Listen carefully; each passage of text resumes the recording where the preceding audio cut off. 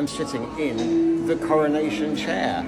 How come? Given that it's behind security in Westminster Abbey, that's because this is a copy of that chair.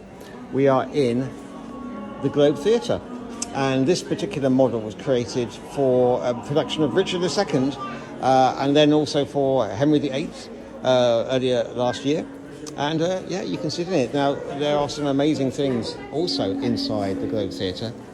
Look at this. This is another copy of the first folio. I saw a video. I took a TikTok of one last week on Saturday, but this is another copy. This is called the Monroe First Folio, and they keep changing the pages every few days. So there are around 230 or so copies of it still around.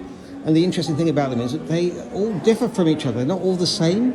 So there are all sorts of textual differences in them and pagination, etc., etc. And the last one sold for £6.25 million at the show on the weekend. And then finally we have here an amazingly elaborate costume designed for the Royal Gala opening of the Globe Theatre in 1997, as worn by Jane Laportaire. And it's meant to be based on the portraits of Elizabeth I. Now, of course, they didn't have Velcro or press studs or zips in 1597 when it was based. And it took 2 hours to apply just the dress itself to the actor Jane Laportaire when she put it on.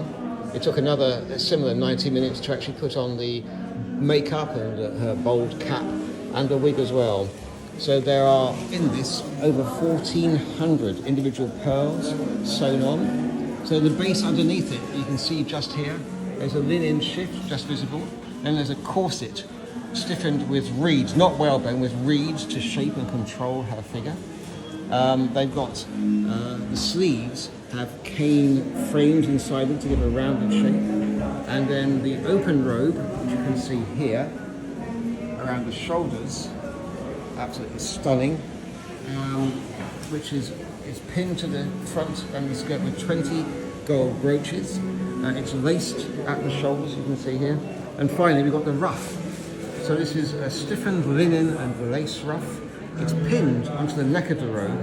And finally the jewellery, which is based on portraits of the Queen with existing Tudor pieces, is added.